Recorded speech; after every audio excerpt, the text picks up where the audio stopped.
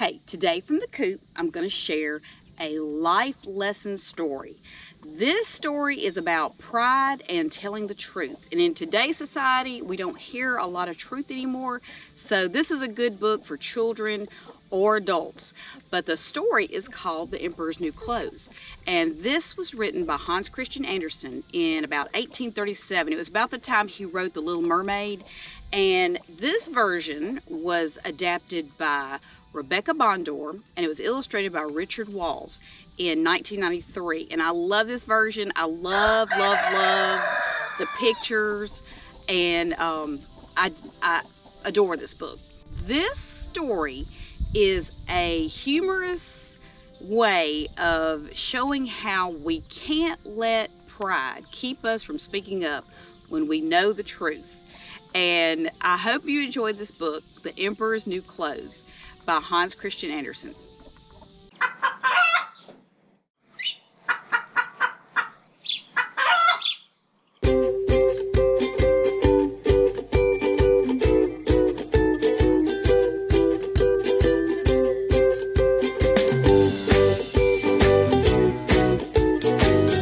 The Emperor's New Clothes, written by Hans Christian Andersen, adapted by Rebecca Bondor, illustrated by Richard Walz. Once there was an emperor who was very vain. The only thing he cared about was his wardrobe of beautiful clothes. All day long the emperor tried on handsome new outfits and admired his reflection in the royal mirror. Weavers from his kingdom eagerly waited in line to show their finest cloth to the emperor. They knew he would pay them well for the suits made from their best fabrics. Two tricksters from a neighboring kingdom heard about the vain emperor and hurried to the palace. The two had a plan. They would fool the emperor out of his gold and be rich for the rest of their lives. At a meeting with the emperor, one trickster claimed, "We make the finest fabrics in the land. In fact, our fabric is unbelievably wonderful. You could even say it's magical, since it can be seen only by the very wise." The emperor was excited. Soon he would have the most wonderful clothes in the land, and he would know which of his subjects were wise and which were fools. "I must have a suit of this extraordinary fabric made for me at once," exclaimed the emperor. He paid the two men in gold to begin their weaving. The tricksters set up their looms in the royal weaving room. Then they pushed the shuttles hard for hours on end. The work made them sweat and frown. But they did not lace one bit of silk thread through the looms. The two only pretended to be making beautiful new fabric. Meanwhile, the emperor could think of nothing but the splendid new cloth. He was eager to visit the weaving room, yet he worried about the cloth's magical power. "What if I'm not wise enough to see it?" he wondered. The emperor decided to send his wisest minister instead. "Come back to me with a full report," the emperor instructed. When the tricksters pretended to hold up the new cloth, the minister's heart skipped a beat. "Oh my," he thought, "I see nothing at all." But the minister did not want the emperor to know he was not wise. "I will see to it that you get even more gold for this wonderful work you have done," said the minister, "and I will advise the emperor to come see the fabric for himself." The emperor heard the minister's report and was delighted. He went straight to the weaving room with his most trusted courtiers. Again, the tricksters were pushing their shuttles back and forth across the looms. When the courtiers saw this, each one was taken by surprise. Not one of them could see any cloth, for there was none to be seen. "Aren't the colors and patterns beautiful?" asked the minister, who had been there before.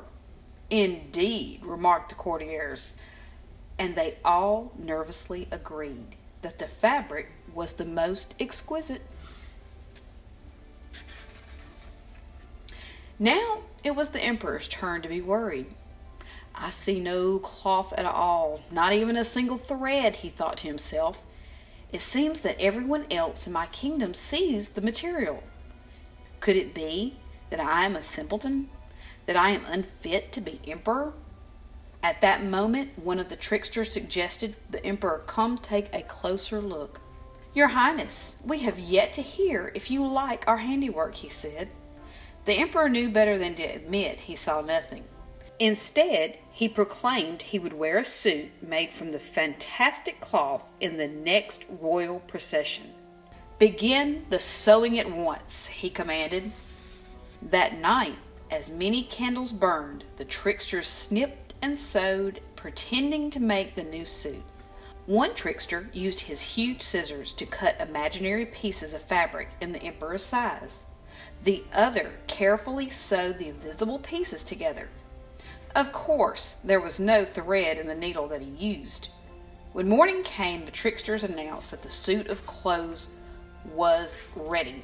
While one trickster pretended to fasten a pair of pants on the emperor, the other asked the emperor to stand still.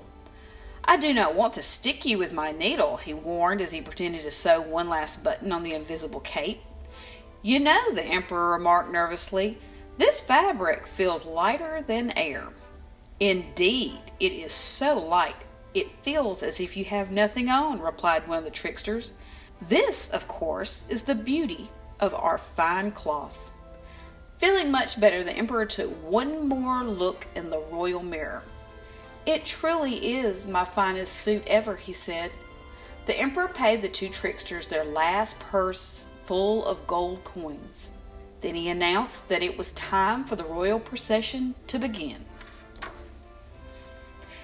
Now that the tricksters had made their fortune, there was no reason for them to stay at the palace any longer.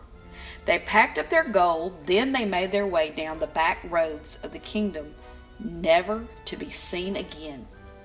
Soon the townfolks began to gather for the royal procession.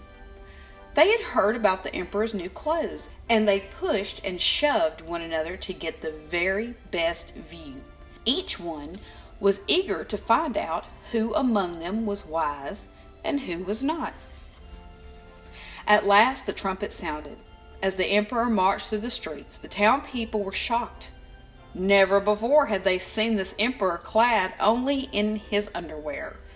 But each one wanted to appear wise, so they began talking loudly to one another about the emperor's clothes.